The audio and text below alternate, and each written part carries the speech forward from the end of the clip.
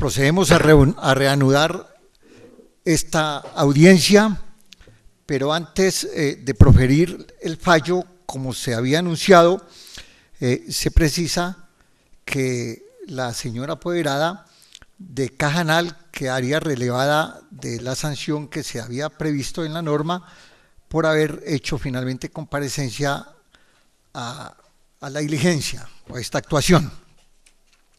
En segundo lugar, pues pedimos disculpas a la misma audiencia porque hubo que aclarar algunos punticos teniendo en cuenta las intervenciones tanto de la parte demandante como de la parte demandada y el señor procurador judicial. Reitero que el texto de la audiencia, de la sentencia, quedará plasmada en el acta que se levante de este acto judicial, pero de igual modo se reproducirá de manera independiente, que se entenderá también anexa al acta, esto para la notificación en los términos del artículo 203 de la Ley 1437/2011, teniendo en cuenta que esta norma de manera concreta establece la forma de notificación en forma específica para los fallos o sentencias. No obstante, que el artículo 202 estipula que todas las providencias que se dicten en una audiencia se notificarán en estrados. Sin embargo, insisto, por tener regulación especial, la forma de notificación de la sentencia no se harán estrados, sino como lo determina el respectivo dispositivo legal. Como ya conocemos los hechos de la demanda, no se tuvo en cuenta la contestación, hubo acuerdo sobre algunos de los hechos en la fijación del litigio, se tiene que también, como se dijo previamente, el problema jurídico que se va a dilucidar es si el cubrimiento de una licencia por maternidad en el año 1980 por un lapso de 26 días resulta apto para el reconocimiento de la pensión gracia a docente que completó su tiempo de servicios con posterioridad al 1 de enero de 1981. No me referiré tampoco a los actos demandados ni a las demás pretensiones que pide la parte demandante, ni tampoco a la reseña normativa, porque es bien conocida por todos, teniendo en cuenta simplemente la Ley 114/1913, la Ley 116 de 1928 y la Ley 37 de 1933. De igual modo, se tuvo en cuenta en la redacción de este fallo la Ley 91 de 1989, el artículo 15,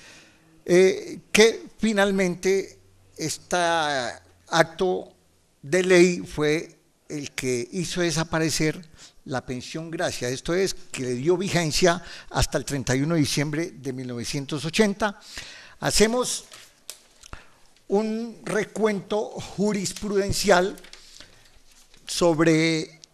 los tiempos aptos para tenerse en cuenta para la pensión gracia, entre ellos como el lapso cumplido por la demandante de esos 26 días. Entonces, ese lapso eventualmente se tendría en cuenta para ser contabilizado con el tiempo posterior y así que hubiera adquirido u obtenido mejor los 20 años de servicio. Lo de la edad también fue aceptado por ambas partes, de que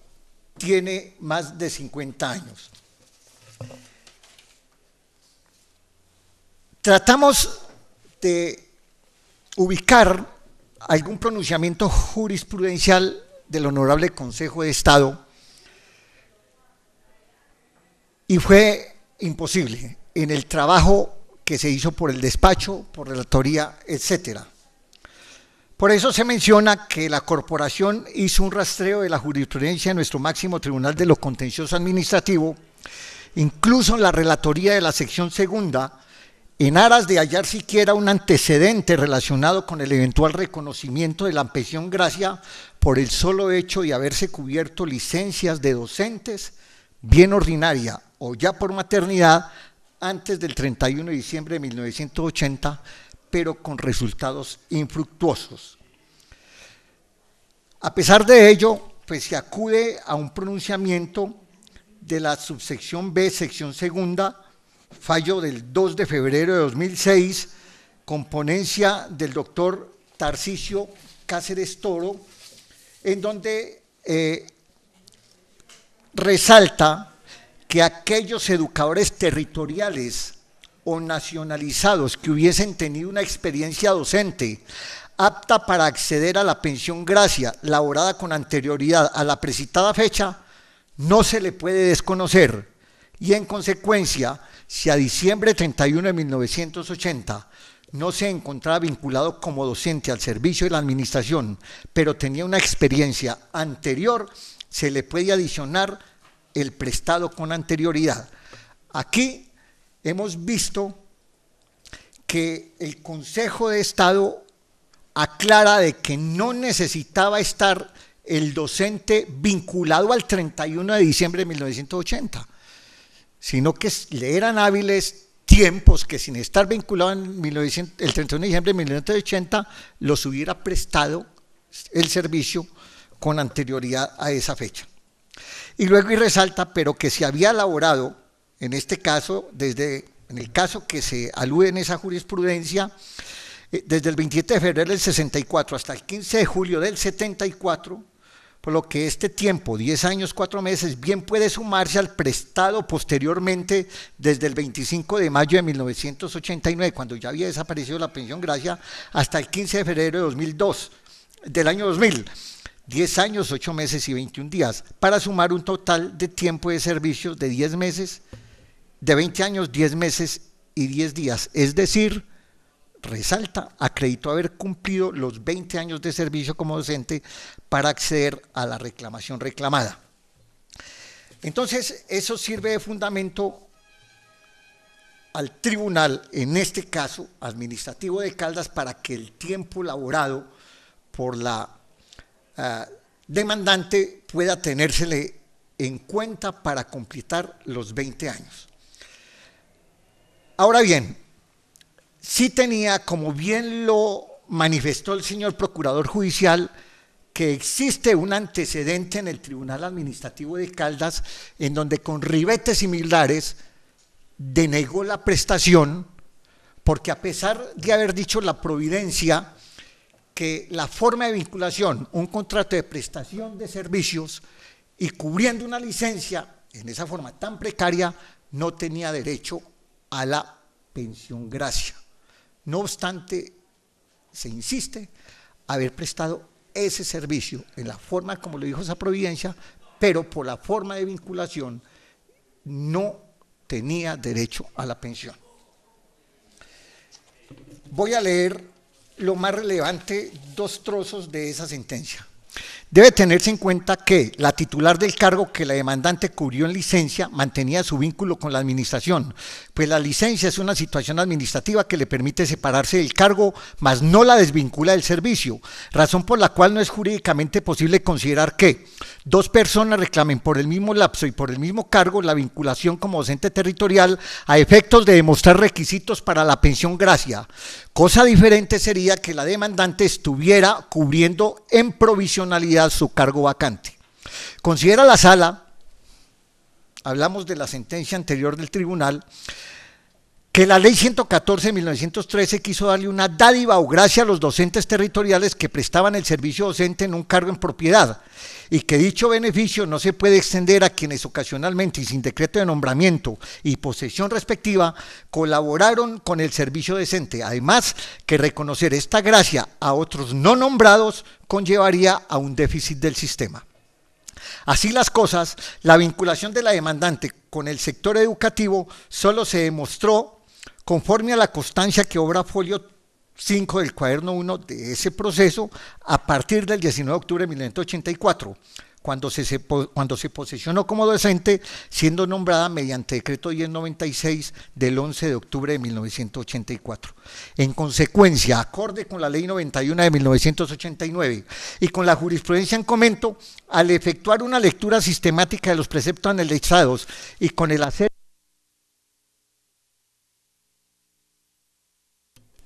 y con el acervo probatorio arrimado al proceso, se observa que la demandante no demostró cumplir con los elementos fundamentales para tener derecho a la pensión gracia, esto es, haber sido vinculada en fecha anterior al 31 de diciembre de 1980, por lo que no le asiste el derecho a que se le reconozca la pensión gracia. Subraya la sala. Ahora viene el argumento para este fallo. En este fallo se expuso que el docente debió demostrar vinculación antes del 31 de diciembre de 1980, como una de las exigencias para tener derecho a la pensión, pero la forma precaria como prestó la labor, mediante prestación de servicios, no le era válido ese tiempo para entender vinculación y así obtener el derecho. De aquella sentencia se separó el magistrado Jairo Ángel Gómez Peña. Esa situación ya la aclaró el Consejo de Estado, ya lo anticipé también, lo recabó el señor agente del Ministerio Público. Esos tiempos y para ahora sí resultarían válidos para computar con el tiempo que completó a partir del 1 de enero de 1981.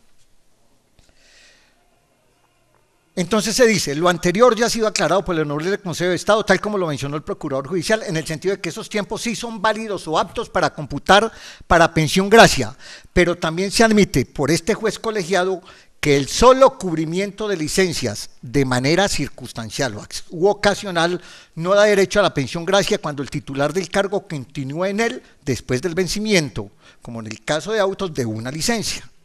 Piensa esta colegiatura que el espíritu de las normas que gobernaron la pensión gracia, como se anticipó, estuvo dirigida a proteger el salario de aquellos docentes que repentinamente se vieron también sometidos al proceso de nacionalización, en virtud de la Ley 43 de 1975, que no eran otros que los que venían cumpliendo la admirable labor a partir del 1 de enero de 1976, culminación de dicho proceso de nacionalización, que entre otras cosas coincide con la fecha límite, 31 de diciembre de 1980, para quienes pretendieron hacerse beneficiarios de la multicitada gracia. Pero agréguese a ello que no podría concebirse en un Estado sometido al imperio de la legalidad que por la mera circunstancia de cubrirse transitoriamente, como lo es una licencia antes del 31 de diciembre de 1980, generaba ipso iure el derecho a la prerrogativa económica, pues bien podía haberse dado el caso únicamente para ejemplificar, pero que a la postre no resultaría extraño que el mismo lazo de licencia hubiera sido cubierto por más de una persona, por el reemplazo, optar, por ejemplo, por una mejor opción laboral, por enfermedad grave del sucesor de este, etcétera, sin que por ello pueda predicarse que cada una de ellas, por el breve tiempo que haya sido el lapso de labor, tenga derecho a la plurirreferida mención. Razonamiento de equidad.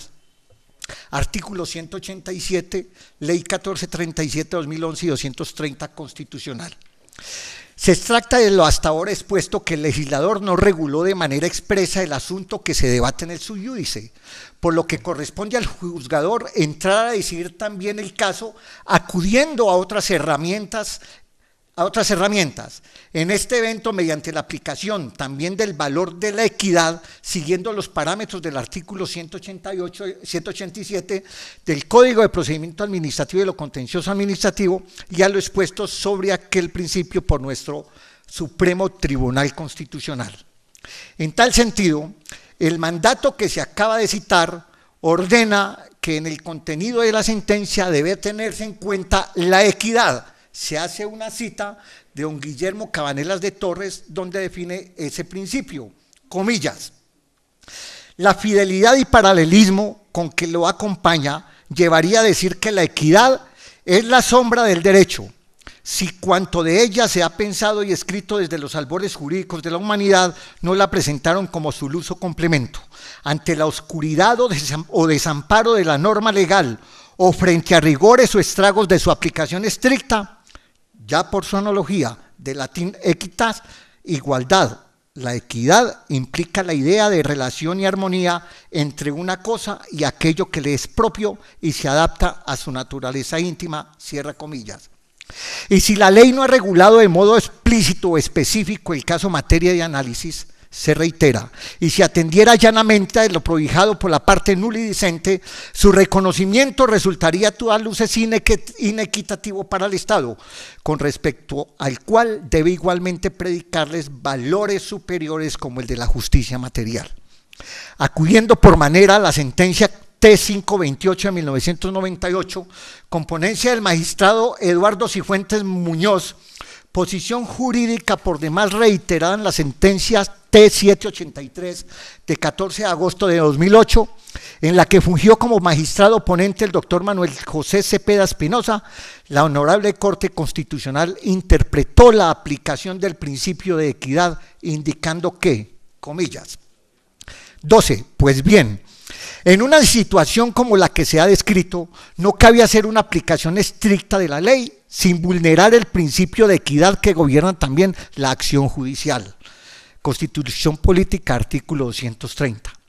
De acuerdo con este principio, se subraya, cuando el juez está en la tarea de aplicar la norma legal al caso concreto, debe tener en cuenta las circunstancias propias del mismo, de manera que la voluntad del legislador se adecue a los distintos matices que se presentan en la vida real.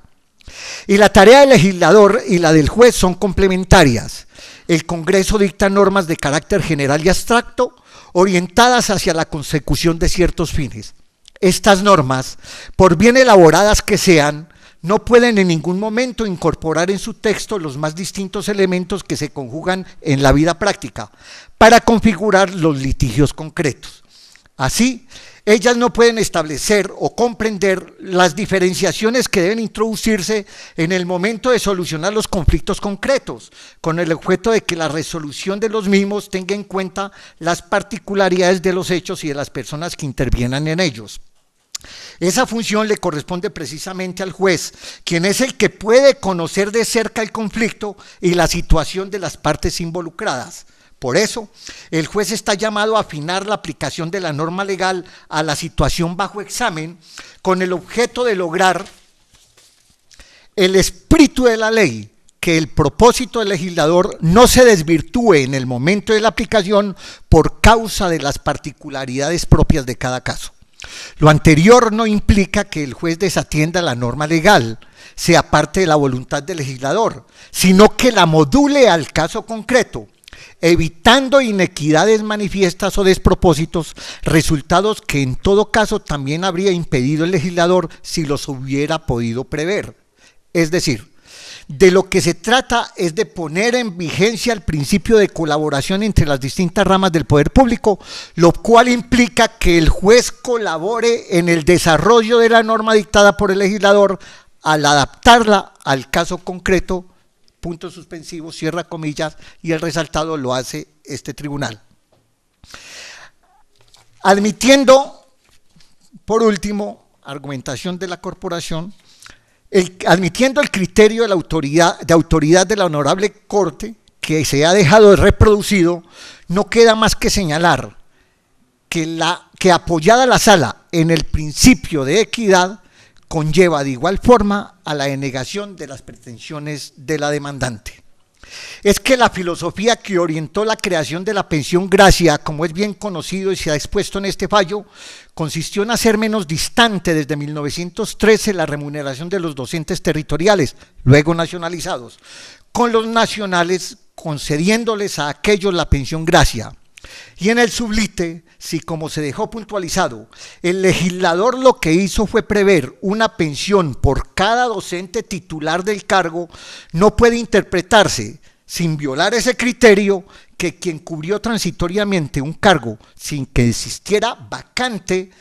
verbo y gracia, una licencia, lo arropaba el beneficio de la pensión como elemento de disminución de la diferencia en la remuneración, ello por la potísima razón de la precarísima situación que se generó con la ocupación, se repite, circunstancial o transitoria del destino o empleo.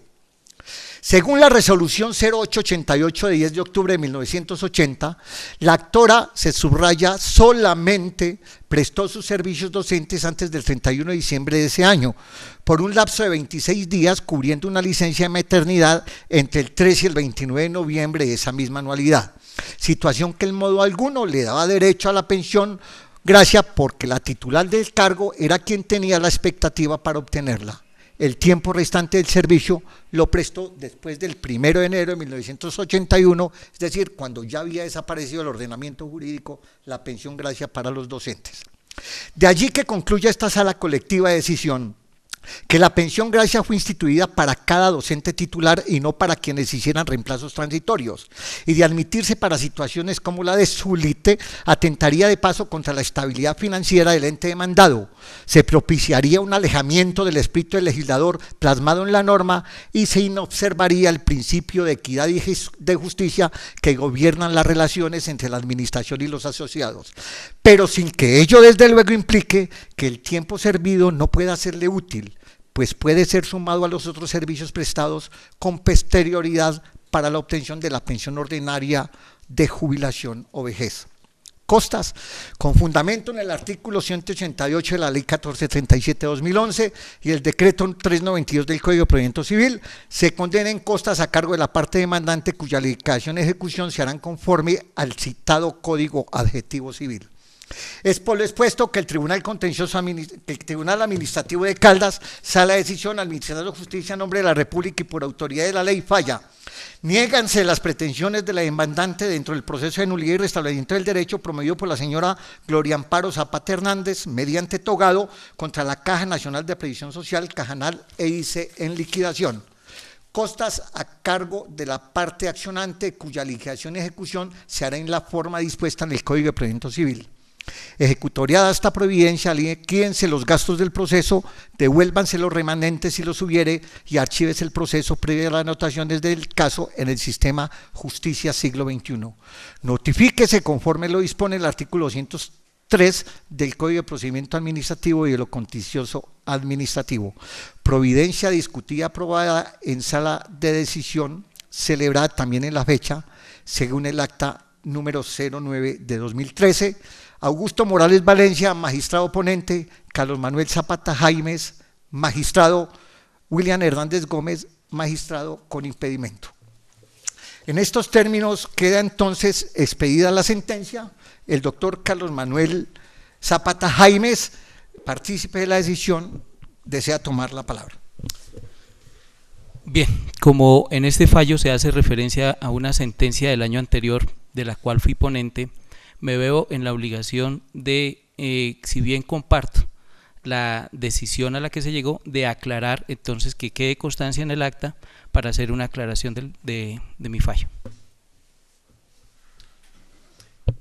Entonces, en su oportunidad procesal, el doctor Zapata Jaimes dispondrá de plasmar el criterio de aclaración con respecto a esta sentencia, pero ello no impide que esta providencia sea notificada en los términos de ley. Pues agotado el orden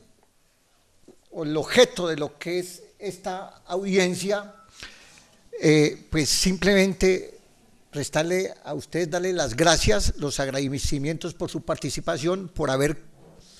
participado de esta finalidad de la justicia. El Tribunal Contencioso Administrativo se siente muy complacido de haber logrado expedir esta sentencia en el breve lapso de 5 meses, contados a partir de la admisión del nivel introductor, cuando en épocas pretéritas ya sabíamos el problema de congestión que afectaba a esta misma jurisdicción. Entonces, no siendo otro el objeto, se cierra la audiencia y se levanta la sesión.